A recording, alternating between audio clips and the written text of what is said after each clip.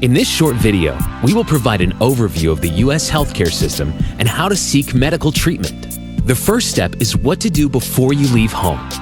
Before you travel to the U.S., there are some simple things you can do that will make your life much easier and could prevent you from having to pay for things that are typically not covered under your international insurance plan.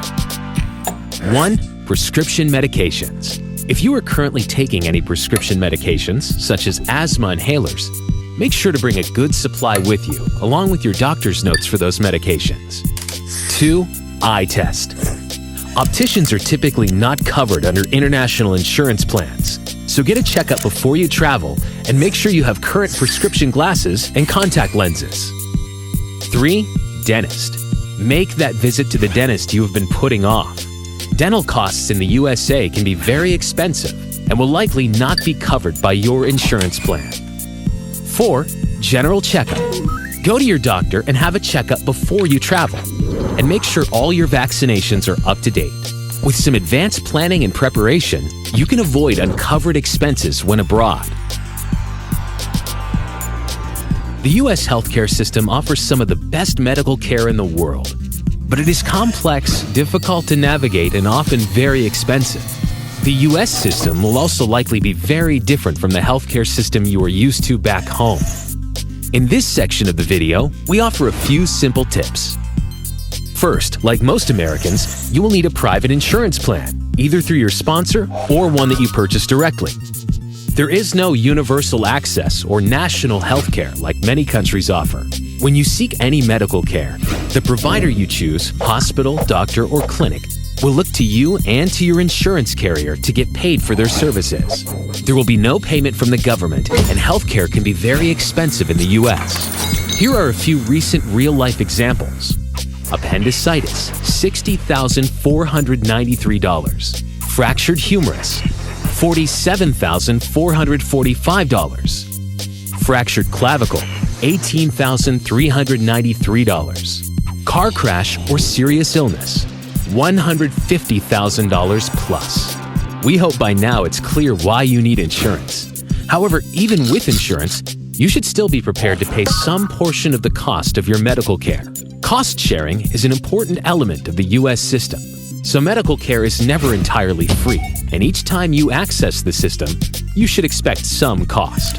While your insurance plan will typically cover the majority of expenses, there will be copays, deductibles, co-insurance, excluded charges, or some combination of these items that will ensure that you pay something. Carefully review your insurance documentation so you understand how these payments work for your plan. When you get sick or injured, where do you seek care? Here's where it can get complicated. The medical system in the USA is made up of a mixture of many different types of providers. Large and small hospitals, emergency rooms, private doctor's offices, urgent care centers, walk-in clinics, specialist offices, surgery centers, and pharmacies. As daunting as it may look, if you keep a few simple points in mind, seeking medical care does not need to be overly complicated. The main thing to do is, if at all possible, stay out of the emergency room. Emergency rooms in the U.S. are expensive and are designed for life-threatening or very severe illnesses and injuries. If you have the flu, sprain, or minor cut, you can go to an urgent care center, walk-in clinic, or doctor's office for a fraction of the cost of the emergency room. The best place to start, if at all possible, is a walk-in clinic or urgent care center. With long opening hours, no appointment or prior relationship required, and ability to deal with a wide variety of medical issues, these retail providers have become extremely popular.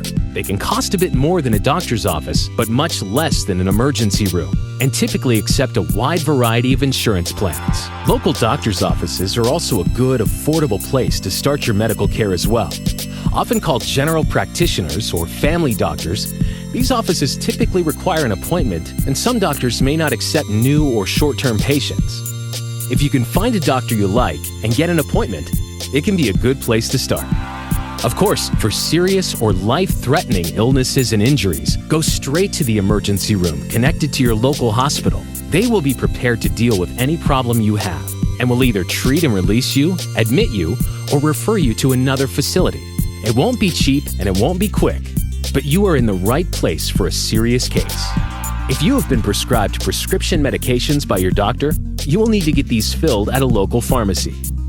There are lots of options available. Walgreens and CVS are two of the more popular nationwide chains, but Walmart and other grocery stores also have pharmacies. In most cases, you will need to pay for the medications fully and then keep copies of your receipts and submit a claim to your insurance company for reimbursement.